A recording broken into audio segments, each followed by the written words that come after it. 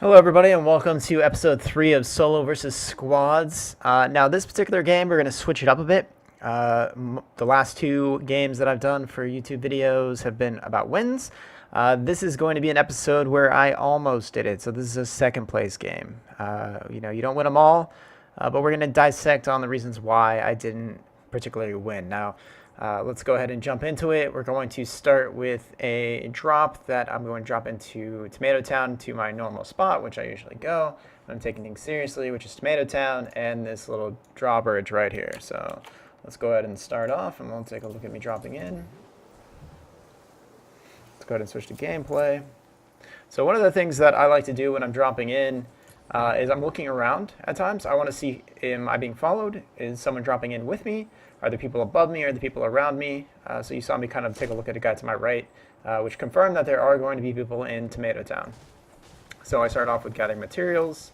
I'm trying to be a little quick, but it's starting to look like I'm not going to get what I want. As I start off with a nade, and I get a blue pump. So blue pump, immediately I'm ready to go. So grab my blue pump, get more materials. Go ahead and see what I do next. Okay, I drop down, cause a little panic and confusion by throwing in grenades, throwing a little extra damage while I'm still grabbing mats, and I got my blue pump and I'm ready to go. So I build up, I see that there are people fighting, it's kind of far, I can't take this fight, I build up against this guy with my first shot, and he puts up something. I was like, oh man, like what if I actually hit that wall trap? So it looks like blue pumps are everywhere. So I go ahead and grab a double blue pump, and since that person is alive, I grab what I can, and I'm starting to look for other players. So I know that they're going to be helping their friend, because like we've discussed in other videos, when a person is down, their teammates usually come quickly to help them. Now, here we go. I throw down a wall to block off fire. He builds up. I try to knock it down. His other friend isn't shooting at me, so this was a huge mistake that I did. So what I did was, you get your building, I built a ramp on it, and instead of going up, I tried taking this like angle off the side of the ramp, which isn't very strong because the camera is a bit misleading. So it shoots from the center, but you have this like over the right shoulder view, which kind of threw me off a little bit in this situation. What I should have did was built this ramp, built up one more, built a wall down, and then kind of fired down on them as they were pushing me. But that's not what happens, and I kind of have to pay for it. So here I go ahead and do that. I'm building up. He's following. I fall off my ramp, which is a mistake, but I killed him, so it's okay. I quickly greet him because I need the mats. I should have built a wall there, but I'm healing up. Now he has a teammate. I don't know where he went. He's not following up, so it's a little concerning for me. So I'm kind of looking around. I'm like, where did he go? Healing back up to 75. And here we go. So now I'm looking. Oh, I didn't see him when I looked. But he is in the pizza place. And I'm still not seeing him. He is moving around the pizza place. I'm looking for him by editing, which is really strong. You can't see this here, but a trick that you can do, you might have seen this with other streamers, is that if you edit, you can pretend like you're knocking out these walls. So that's kind of like what an edit looks like. You can actually edit each of these squares, and then you have a clear view through your wall. The only thing you want to make sure that you do is cancel and don't make the edit, because then your walls will drop down and you will instantly probably get shot. So a little tip for you. So that's what I'm doing. I'm kind of looking through my walls using the edit trick. Still don't see him, which is concerning. I'm actually kind of probably panicked at this situation, and I'm like, all right, well, if he's not going to push me, I'm going to go ahead and move. So I go ahead and farm up mats. God, it's really weird to see the map view, because it's like, why isn't he shooting at me? Like, what's happening right now?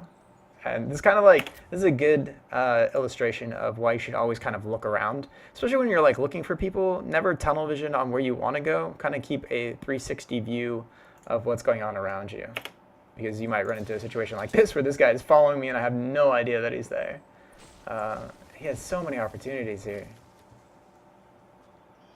And I'm just kind of like oblivious. I haven't looked back once. So this is a big mistake. Oh, there we go. So instantly, as you see, I throw down a wall. It's a ramp, which is probably a mistake. Probably wanted to throw up a wall first, but a ramp in this situation was fine for me. So I react defensively. I watch where he's going. I try to build up. He just pushed me like a bot, so obviously this person's not very good. But there you have it. In that situation, I should have been looking around a lot more, and I didn't. So that was a mistake on my part.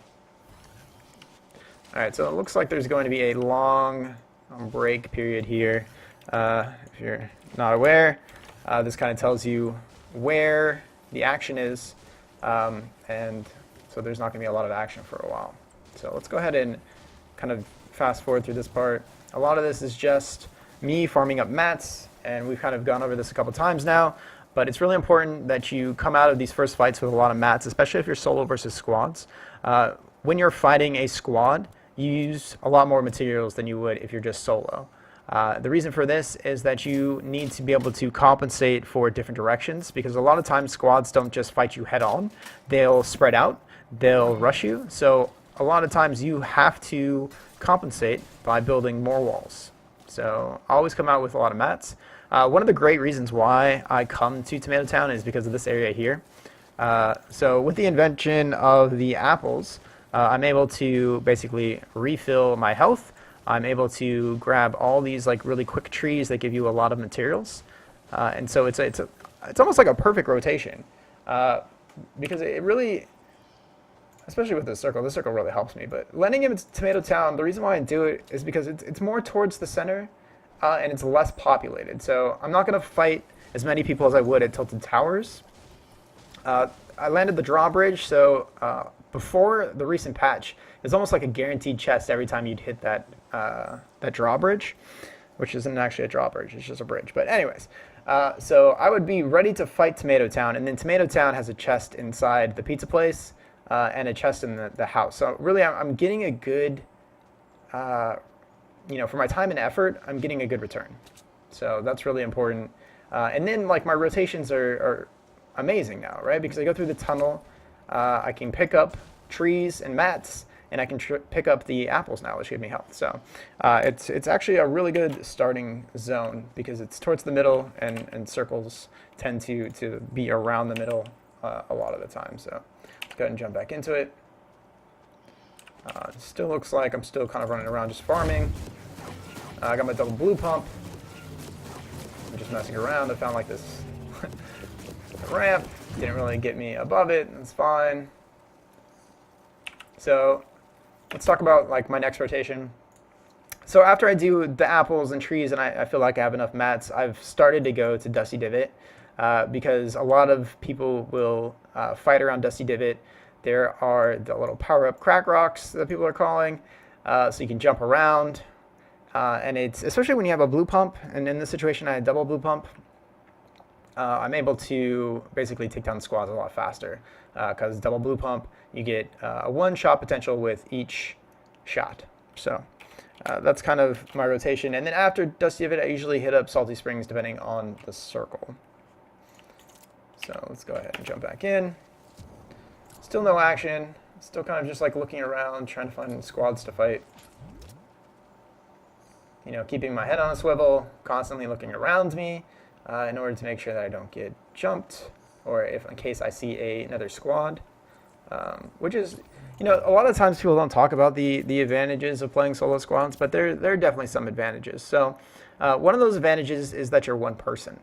A lot of times how I pick up, my next engagement is based on, seeing 4 people run around. It's a lot easier to see 4 people than it is one, right? That's just common sense.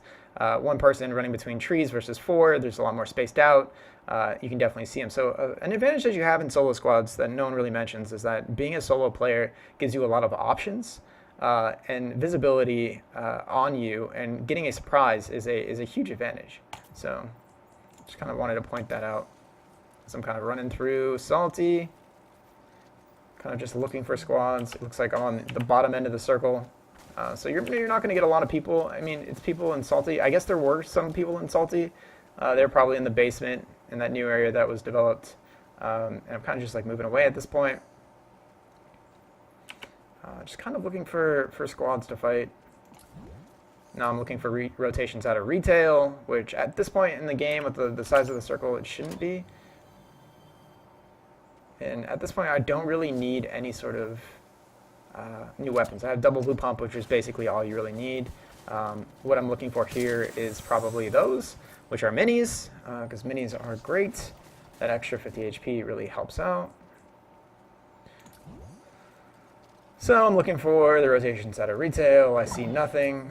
So now I'm kind of like, all right, I've done this giant circle, right? I went to Tomato Town, I went to Divot, I went to Salty, I've gone to retail, and it's like, where are all the people? I mean, these should be rotation spots. People should be coming out, and I just haven't seen anybody. So I'm going to backtrack and try to find some sort of fight. I do see that there was a fight at retail, but apparently I missed it. So now I'm thinking, okay, well, where did they go? Circle is above, it's north. Probably going to check out Divot and then go back to Tomato Town. So I did this giant circle, and I only found one group, which is a little weird. So let's go ahead and speed this up. All right, so it looks like we got some people who are going to be pushing on my left. I see building, so I'm like, all right, let me rotate back. I'm not sure if I have a sniper rifle in this situation. I don't think that I do. So really what I'm doing is I need close engagement, and this 3-tower thing is not to my advantage at all. So I try to flank. I hold my position because in solo versus squads, you have to be selective about your fights. I mean, if you have 4 people, you can be a little bit more aggressive. I see that there are people in the tower still. For whatever reason, they're not fighting this group, which is a little perplexing right now. So I'm just kind of holding my ground. If I fought here, I'd be at a huge disadvantage because, you know, I'm from these towers. I would be fighting basically on 2 fronts instead of 1, and that's not something I'm able to do. So I go ahead and push because I believe that I saw somebody come out, and they're fighting. So once again, I'm taking fights where multiple teams are fighting, so I'm not the only one. So it's almost like I get to have a bunch of teammates instead of just one. So I'm using double pump here. I get my first person down. There's a person down here. This person's reloading. I hit a headshot. There's another person. I hit another shot. And see, that's the real strength of that blue pump. I mean, it doesn't take much shots to end somebody, right? So you see that it's a very close engagement, and I'm able just to clean up because in reality, I mean, it's almost like each of these players is my teammate, and I'm taking advantage and using each of them. So I notice that this person isn't dead. I'm like, okay, so where's their team? I spot their team. I mean, I don't have a lot of options here. I think I go for the rocket. I'm really looking for the sniper rifle because they're at a distance. And you're going to see me probably miss a couple shots here. Now let's speed this up. Oh, I hit him. And since I hit him, there he goes. I wasn't able to finish, even though it's gold, and it should have hit pretty hard. Oh, it's painful to watch. So in this situation, I think this person's by himself, or he's worried, because like the rest of this team went that way. So since this person is the closest to me, he's my biggest threat, but he has boxed himself in, so I felt it was okay to take these shots over here on the left. And essentially the reason for that is just I'm trying to whittle anybody down that I can. So let's go ahead and see what happens. We'll speed up a little bit. I pick up the rocket launcher because I'm like, all right, let's kind of deal with this person. Pick back up the sniper rifle because I want to take shots at him still. And I whiff there, and I see that he's moving. Now, I think in most situations, people would want to push hard here. But like, if we take a look at the circle real quick before we start drawing on the map, we're basically in the circle. I mean, there's no real reason for me to get aggressive in this situation. So what I'm doing is I'm taking it slow. So I kind of know that there are these 2 threats out here. I'm going to take it slow. I'm not going to push too hard because I want to be selective with my fights. So that's what I'm going to do. Let's go ahead and speed it up a little bit. So I'm in the circle. There's no real reason for me to push. Now I'm just kind of turtling and waiting for the next circle, which is really useful in this situation since I'm on the edge. I took a fight. I really should be worried about the rotations out of retail and this little yard here, but it looks like everyone's kind of holding the sides. So once again, and this is kind of a theme throughout my videos, I'm going to let the squads fight each other, and then I'm going to swoop in when they're low health, because basically that's where I can find my advantages. All right, so I kind of see the groups moving towards each other. We had that one threat, that's one solo player that I shot at who got away, and then this was the team that was kind of following the circle on the end. So there's that solo player who's pushing, I'm paying attention. Now he's taking a fight with another group, and that's kind of like what I'm watching. So this guy's being aggressive, this guy's got a jetpack, they're going to fight it out. This team's not doing anything. I'm kind of worried about this team, so I don't want to engage. I don't want to engage this group here, which I might do with a sniper rifle, and just kind of take shots to assist that solo player. Because one of the theories that I like to think is a staple when it comes to solo versus squads is you want to pick a team that's losing in order to balance out the fight. Because you win as a solo player when both teams are hurt. So if you're watching like a team like this fight, and obviously this team it's a 3 versus 1 situation, I should be assisting this person if this group isn't here. And the reason for that is if I can get him a kill and he downs somebody and greeds him, this is now a 2 versus 1.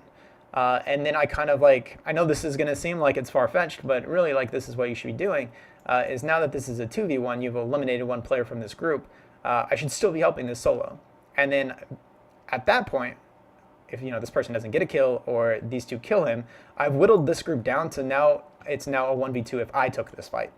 So those are the kind of things you want to think about, especially when it comes to engaging two squads that are fighting each other. You want to create the most damage that you can in that situation. So when the team that win comes out, they're not so far ahead that they're like 100 still with health, right? You want them to be whittled down to where like, maybe they don't have minis, maybe they don't have pots, maybe they don't have a chug.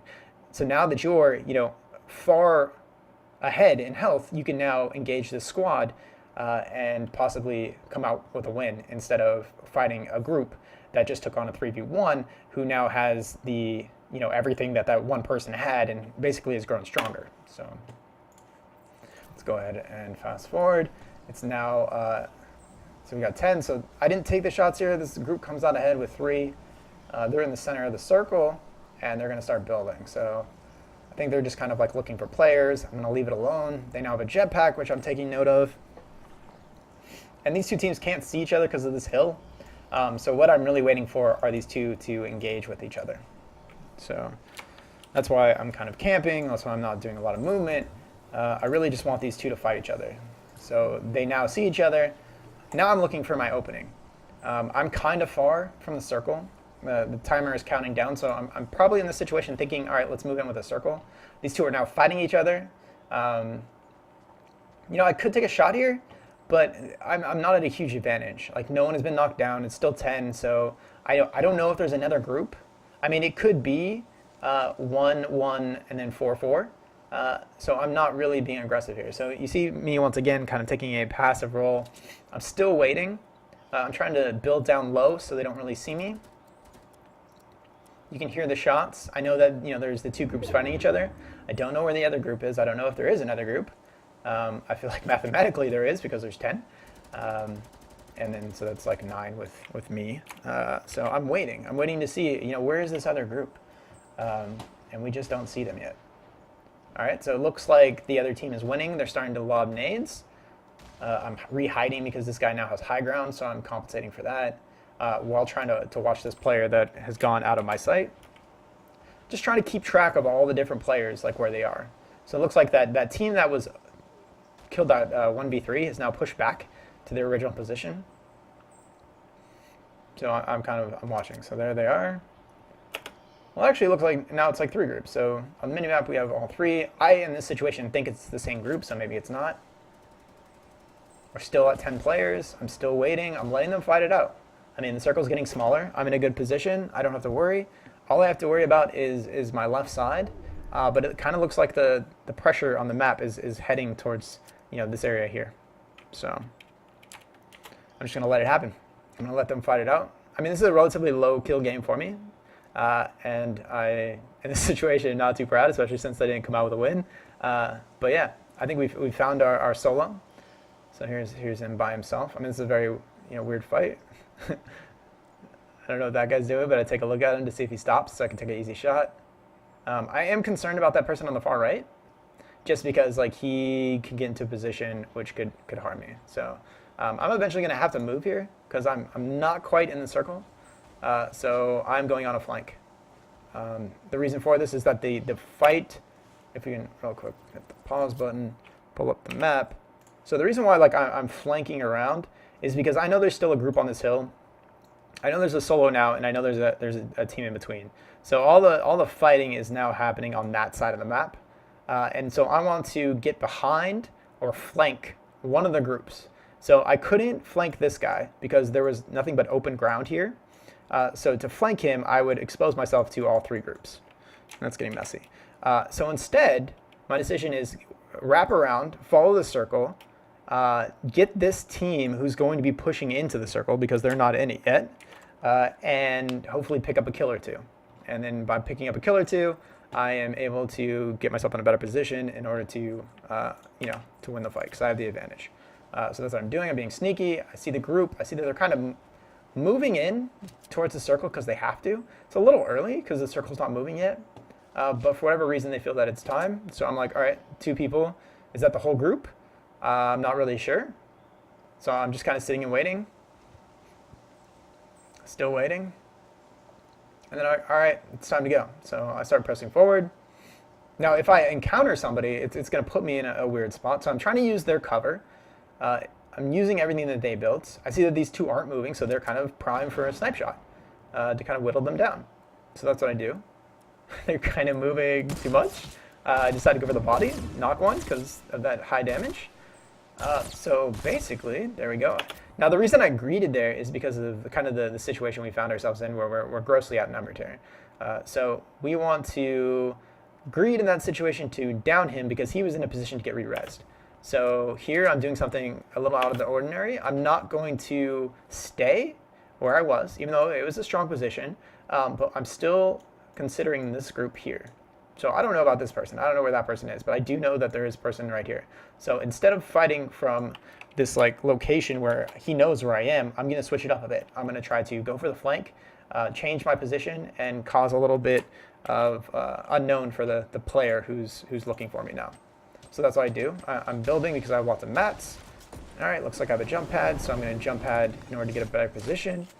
I want the high ground. I want to make sure that he wasn't underneath me. And so I see the group building. Circle's coming in, so I'm going to have to get aggressive here. All right, I see one. They jump pad. I'm like, all right, what's going on? I have to get aggressive here, and the reason I have to get aggressive is that it's moving in. He's ignoring me, and his teammate is like, what's going on? And so I'm able to pump him. I get up. All right, so this was a fight here. I know that that team is low. So I've finished off this side, and I am now jump padding to the circle, and probably hopes to build up a base, which will allow me to kind of stick it out to the end. So that's what I kind of do here. This guy's not paying attention to me, so I see a free shot. I take it with my blue pump because blue pump's amazing. I'm in kind of the center of the circle, and I'm looking, right? And this is where things start to become unfortunate, and it's the landscape, right? All right, so where's this other group? Let's take a look. So I'm looking at the situation. It's now a 2v1. I am out and about trying to look for people, and this group is nowhere to be found. And I'm just like, I hear noises, and they're actually underneath me, which is a problem. So I'm like, all right, let's find what's happening. It's a 2v1. Let's take it. So I'm like, oh, they're building. They're trying to go for some sort of cheeky, underground, let's stick it out to the end play. So I'm like, all right, let's ruin that for them. And I'm like, oh crap, they have a grenade launcher, which can be in my advantage if they miss. But I'm like, all right, and you don't hear it, but they start running up and trying to get above ground. So I don't have a jump pack, so I'm kind of forced in the situation was like, let's beat them to it, right? So I'm like, okay, they're gone. I look, they're not there. And this is where things get weird for me. So at some point, and this is like a really good thing that you need to get into the practice of, at some point I rotated my ramps. So you have the ability to change the rotation of your ramps, And something you should get in the habit of always is making sure that when you're running, that the ramp is always in front of you. And the reason for that is because when you react to situations, you don't want sideways ramps, or you don't want a ramp that's unpredictable in your head. Everything that you do should be mechanical. Everything, you shouldn't be thinking about it at this point. Thinking should be strategic, and these mechanics are just kind of like the tools that you use to be more strategic. And in this situation, for whatever reason, I never reset my ramps. So it puts me at a huge disadvantage when I'm trying to build. So it takes me a couple seconds to kind of realize that my ramps are not building correctly. And I change it, but it's a bit too late, right? All right, so this group, I heard the jetpack. They're already up. So I'm kind of in the situation where I'm at a disadvantage. I see one. I'm like, all right, I'm going to take body shots because this particular weapon shoots out 3 shots. So if you aim, in this area, hopefully, because it's a blue version of this gun, it's going to hit 3 times. So if I hit them 3 times, that's about 90 HP. That goes away, and it puts me in a good position. All right, so here is the problem. And this is why this is a loss instead of a win. So we've gotten so close. We are so close to winning this. And I'm, my heart is racing. I'm like, all right, these are the moments I live for. Let's do this. So I hit this person back here, and I kind of expected this person to get a little shy, and maybe take up some high ground, maybe heal up, right? Because I hit him. But that's not what ends up happening. So it's unfortunate for me. I'm still at the same health I was when I was down there, but now I have to fight this guy. So what's going to end up happening is that I'm going to take the fight here. I build in order to get high ground. Now, the mistake I made is this right here. I built a ramp, but I did not build the front piece. So we're going to see. All right, so he's got the jetpack. He's got a tac pump, which means he's going to take multiple shots. I only have one. It's hard to say if I made a mistake here. I'm creating a situation that's easy for him. Now he's got like this upward momentum, which makes his shot a little harder depending on where he's aiming or keeps his aim. But I basically was like, hey buddy, take a full shot at me because here's my entire body. So I'm going to pay for it. Bam. So he hits me. He breaks off a part of my shield. His buddy has since stepped out because he heard that we're fighting. So when he drops down, I take my second pump shot. And we're going to see that in a very short period of time, since I have knocked his friend, I go for the immediate heal because he hurt me. Like, he hurt me bad. Like, that was probably like a blue tack, and I am down in health. I really wish they showed you your health in these situations. But he is shooting at my ramp, which I mean, yeah, like it's an okay decision, but he doesn't push me. He just like shoots away. And so I don't think in this situation I was ready for that. My initial mistake was not building the wall, and bam, so we paid for it. Let's go ahead and go to drone free. So, I mean, you can't really account for every action that's going to happen. It's unfortunate, but very, these are going to happen, right? So he's got that scar. That scar is great for knocking down buildings, and because I didn't put a wall here with my ramp, I made it easy for him, It was super easy. And so this person just held mouse 1, and then bam. So he helped his friend, and they get the W, and I don't. So, I wanted to do this video because it was a little change of pace. A lot of times, like what you're going to see from me are wins, which, makes me look great. But, for every win I get, there's probably, 15, 20 losses that, followed up to that win. So you don't win them all. You can't get angry. You should do what I'm doing. Go back to your VODs. Take a look at the reason why you lost. In this particular video, the reason why we lost is we didn't start off with that ramp. We just started with the ramp. We didn't put down the wall. So, in the future, I should take this into consideration is that should be automatic. That should be a mechanic. That should be something that I don't think twice about. Build that wall, build that ramp. That is your structure. That is your hiding place. That is your safe space. And if I would have did that in this situation, it would have been fine. I would have probably, I would have heard that first ramp get destroyed, and I didn't, because that first ramp was the ramp that I was on. So, thank you again for taking the time to watch the video. I hope it was helpful. If you liked the video, please subscribe, hit the like button. Let me know that there's someone out there that appreciates these videos, and I should keep doing them. So thanks again for watching, and I hope you guys have a great day. Take care.